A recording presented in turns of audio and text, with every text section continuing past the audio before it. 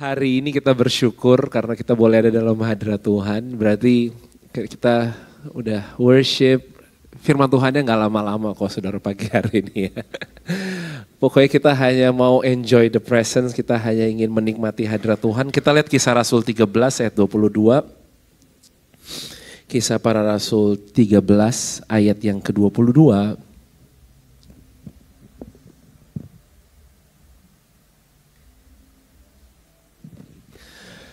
Setelah Saul disingkirkan, Allah mengangkat Daud menjadi raja mereka. Tentang Daud, Allah telah menyatakan, "Aku telah mendapat Daud bin Isai, seorang yang berkenan di hatiku dan yang melakukan segala kehendakku." Tentang Daud. Tuhan buat satu statement, Tuhan buat satu pernyataan saudara ya.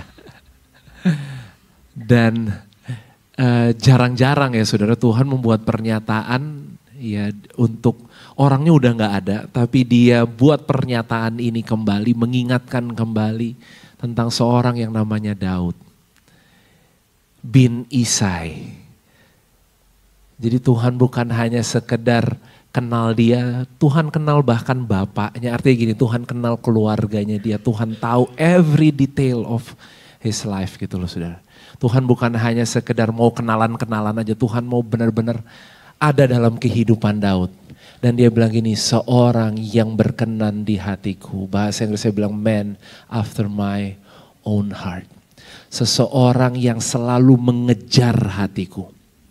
Saudara tadi waktu kita nyanyi, ya, kita nyanyi semua itu tentang mazmurnya Daud ya saudara. Tentang bahwa dia berkata lebih baik satu hari di pelataranmu daripada 1000 hari di tempat lain.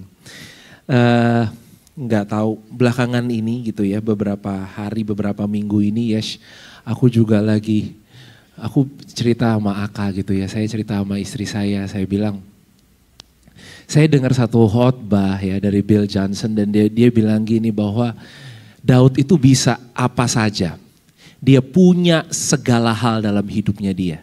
Ya, jadi untuk dia melakukan apa saja itu mudah saudara. Untuk dia minta bantuan sama siapa saja itu mudah. Untuk dia lari kepada siapa saja itu mudah.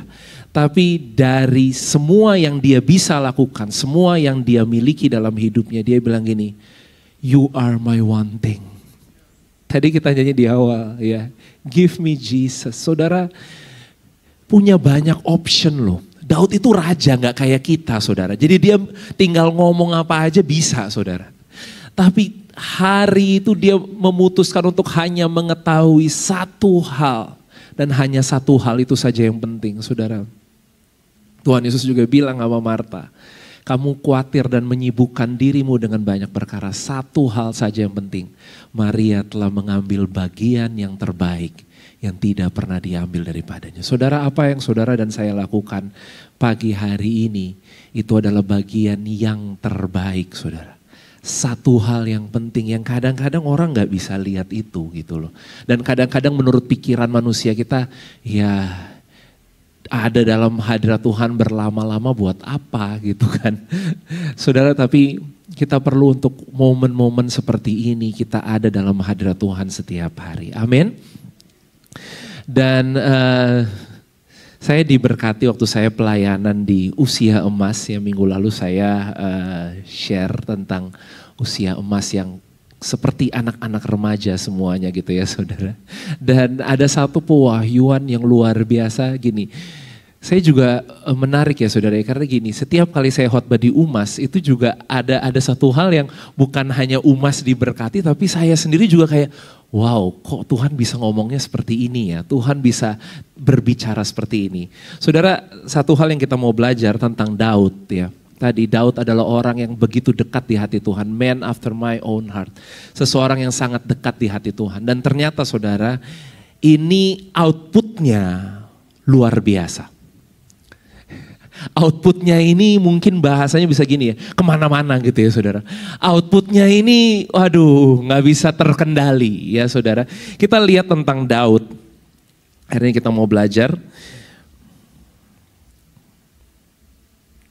Satu cerita yang sangat terkenal dari Daud adalah ketika dia melawan Goliat ya saudara. Kita lihat dalam 1 Samuel 17 dari ayat yang keempat. Lalu tampillah keluar seorang pendekar dari tentara orang Filistin namanya Goliat dari Gat. Tingginya 6 hasta sejengkal. Ketopong tembaga ada di kepalanya dan ia memakai baju zirah yang bersisik. Berat baju zirah ini 5.000 shikal tembaga. Dia memakai penutup kaki dari tembaga dan di bahunya ia memanggul lembing tembaga. Gagang tombaknya seperti pesa tukang tenun dan mata tombaknya itu 600 shikal besi beratnya. Dan seorang pembawa perisai berjalan di depannya. Ia berdiri dan berseru kepada barisan Israel, katanya kepada mereka, "Mengapa kamu keluar untuk mengatur barisan perangmu? Bukankah aku seorang Filistin dan kamu adalah hamba Saul? Pilihlah bagimu seorang dan biarlah ia turun mendapatkan daku. Jika ia dapat berperang melawan aku dan mengalahkan aku, maka kami akan menjadi hambamu. Tetapi jika aku dapat mengungguli dia dan mengalahkannya, maka kamu akan menjadi hamba kami dan takluk kepada kami." Pula orang Filistin itu, kata orang Filistin itu, "Aku menantang hari ini barisan Israel. Berikanlah kepadaku seorang supaya kami berperang seorang lawan seorang."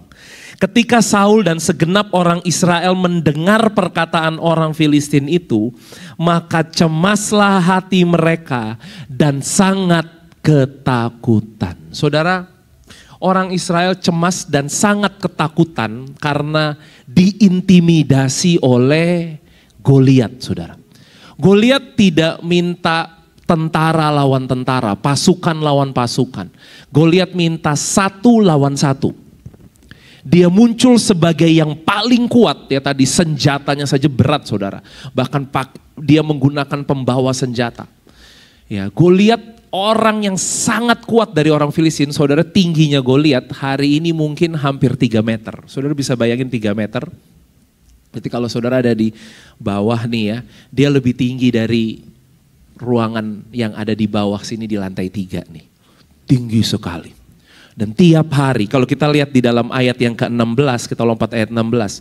Orang Filistin itu maju, mendekat pada pagi hari dan pada petang hari. Demikianlah ia tampil ke depan 40 hari lamanya. Saudara, dulu saya pikir ini cuma Goliat nantangin bangsa Israel 1 hari atau 2 hari lah paling lama. Saudara tahu 40 hari. Yang ketakutan, yang gemetar itu bukan orang biasa saudara, tentara-tentara. Orang-orang yang terlatih, orang-orang yang biasa berperang saudara. Mereka itu gentar bukan hanya 1-2 hari, takut selama 40 hari. Saudara, kita harus hari ini perhatikan, hati-hati dengan yang namanya ketakutan. Kita harus aware kenapa setiap kali ketakutan itu masuk dia seperti pencuri. Dan kita harus cepat untuk mengusir dia pergi. Ini gak seharusnya ada dalam kehidupan saya. Usir dia dengan kebenaran. Kenapa? Kalau tidak dia akan terus ada dan lama untuk ada dalam kehidupan kita. Mau makan takut, mau tidur takut, mau ngapa-ngapain takut saudara. Dan ini kita bisa lihat 40 hari pasukan bangsa Israel tiap hari cuma ditakut-takutin. Mana ketakutan, mereka gemetar semua saudara. Saudara, sebenarnya nih ya, sebenarnya Saul ini kan lagi nantang pasukan Israel untuk kirimkan 1 orang. Dia tingginya berapa meter saudara? Hampir 3 meter. Saudara tahu sebenarnya yang ditantang sama orang Filistin ini siapa? Kalau kita lihat dalam 1 Samuel 9 ayat 2. Yang sesungguhnya ditantang oleh orang Filistin ini, 1 Samuel 9 ayat 2. Orang ini ada anaknya laki-laki namanya Saul. Seorang muda yang elok rupanya. Tidak ada seorang pun dari antara orang Israel yang lebih elok daripadanya. Dari bahu ke atas, ia lebih tinggi daripada setiap orang sebangsanya. Saudara, dari bahu ke atas, ia lebih tinggi dari semua orang satu bangsanya. Jadi saudara tahu siapa yang sebenarnya hari itu lagi ditantang sama Goliat? Saul. Siapa itu Saul hari itu? Dia adalah raja orang Israel. Saul berani, saudara. Saul ngumpet di istananya. Biarkan Saul kirim aja pasukannya nih, semua maju. 40 hari ketakutan, 40 hari gemeter. Saul lebih takut lagi, saudara, makanya dia ngumpet. Benar ya, saudara? Tapi lihat, ada seorang anak laki-laki ya yang katanya kemerah-merahan. 1 Samuel 17 ayat 32. Berkatalah Daud kepada Saul, janganlah seorang menjadi tawar hati karena dia. Hambamu ini akan pergi melawan orang Filistin itu. Tetapi Saul berkata kepada Daud, tidak mungkin engkau dapat menghadapi orang Filistin itu untuk melawan dia. Ini ya saudara, orang yang ketakutan itu menular. Itu akan ngajakin orang lain untuk takut juga kayak dia. Bener kan? Takut kan? Takut gak lu? Takut gak gitu ya? Jadi kayak dipaksa untuk, Daud serius? Ya itu raksasa loh. Ya. Sebab engkau masih muda, dikasih alasannya. Sedang dia sejak dari masa mudanya telah menjadi prajurit. Saudara lihat apa jawaban dari Daud ayat 34. Tetapi Daud berkata kepada Saul, hambamu ini biasa. Boleh sama-sama katakan dengan saya biasa. Untuk menjadi pengaruh, hari ini Tuhan mau kita belajar yang namanya sebuah keberanian. Amin. Dan keberanian bukan sama hal yang, bukan terhadap hal yang kita tidak biasa lakukan atau kita tidak bisa lakukan. Saudara tadi saudara katakan sama-sama apa? Biasa. Tuhan gak cari apa yang Daud gak bisa lakukan. Apa yang biasa saudara lakukan. Apa yang hari-hari ini saudara sedang kerjakan. Mau gak hari ini kita maju ke depan sebagai orang-orang yang berani, saudara. Amin. Dia biasa menggembalakan domba ayahnya. Apabila datang singa atau beruang yang menerkam seekor domba dari kawanannya, ayat 35, maka aku mengejarnya, menghajarnya, dan melepaskan domba itu dari mulutnya. Kemudian apabila ia berdiri menyerang aku, maka aku menangkap janggutnya lalu menghajarnya dan membunuhnya. Saudara lihat gak, ada yang aneh gak dari ayat ini? Ketika singa dan beruang datang, seharusnya tuh siapa ngejar siapa, saudara? Bener gak? Harusnya singa ngejar Daud. Bener ya? Beruang kejar. Tapi Daud bilang apa, saudara? Aku mengejarnya. Waduh. Gantian kalau ketemu Daud, singanya yang takut, saudara. Ya. Pernah lihat orang kejar singa? Nah ini satu-satunya, saudara. Ini berani kayak gini kalau nggak hidup dalam hadirat Tuhan. Makanya dia kelihatannya kayak, aduh ya orangnya sweet. Dia dalam hadirat Tuhan terus, tapi lihat ketika dia keluar, saudara. Dia nggak dikejar singa, singa yang dia kejar, saudara. Aku mengejar, habis dikejar apa? Aku menghajarnya, aku melepaskan domba itu dari mulutnya. Kemudian apabila ia berdiri menyerang aku, maka aku menangkap janggutnya, lalu menghajarnya dan ini anak kecil ini nih, saudara. Itu yang biasa dia lakukan. Ayat 36, baik singa maupun beruang telah dihajar oleh hambamu ini. Dan orang Filistin yang tidak bersunat ini, ia akan sama seperti salah satu daripada binatang itu. Karena ia telah mencemooh barisan daripada Allah yang hidup. Saudara, singkat cerita kita semua tahu, peperangannya siapa yang menangkan, saudara? Daud. Ya, anak kecil yang lain ketakutan, pasukan-pasukan yang hebat, yang kuat-kuat ketakutan. Saudara, jangan pernah kita melihat kecil setiap momen yang kita habiskan bersama dengan Tuhan. Setiap waktu ketika kita berkata, you are my one thing, you are my one thing. Saudara, ketika dia jadi satu-satunya, ketika tadi dikatakan lebih baik satu hari di pelataranmu. Saudara, kita gak pernah tahu. Disitulah kekuatan itu terbangun. Disitulah kita menjadi orang-orang yang berani. Saudara mau jadi orang-orang yang berani? Pesannya sederhana ya saudara, selesai dari ibadah ini kita berani.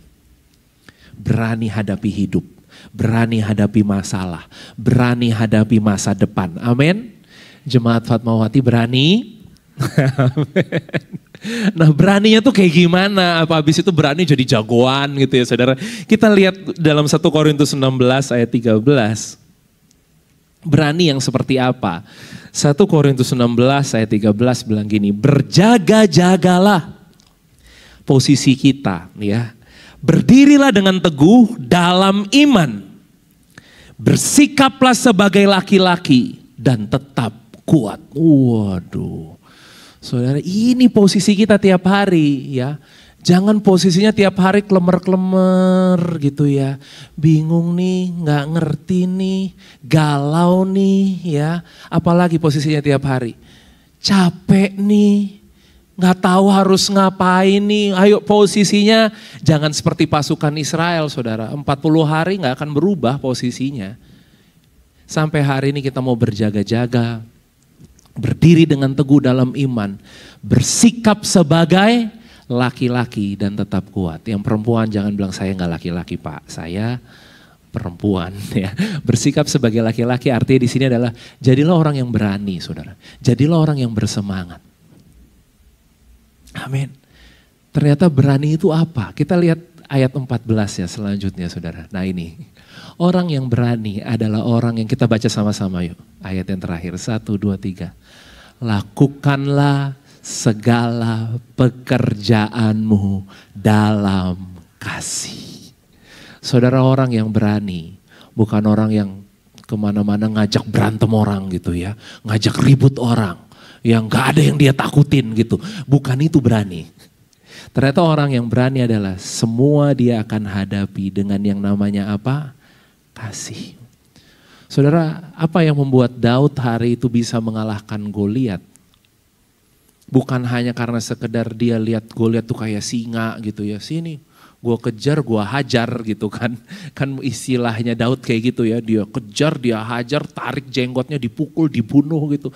Apakah karena emosinya dia? Saudara, tadi kita baca ada alasannya Daud di situ. Dan alasannya gini, aku gak bisa lihat pasukan dari Allah yang hidup, itu hidup dalam ketakutan. Mereka hidup tiap hari dihina, tiap hari diintimidasi. Saudara, lihat alasannya Daud. Alasannya Daud bahkan bukan supaya gini, supaya orang Israel tahu, nih aku diurapi jadi raja nih. Supaya orang Israel tahu, nih aku jagoan nih. Saudara, alasannya sangat sederhana dan gini, alasannya is all about love.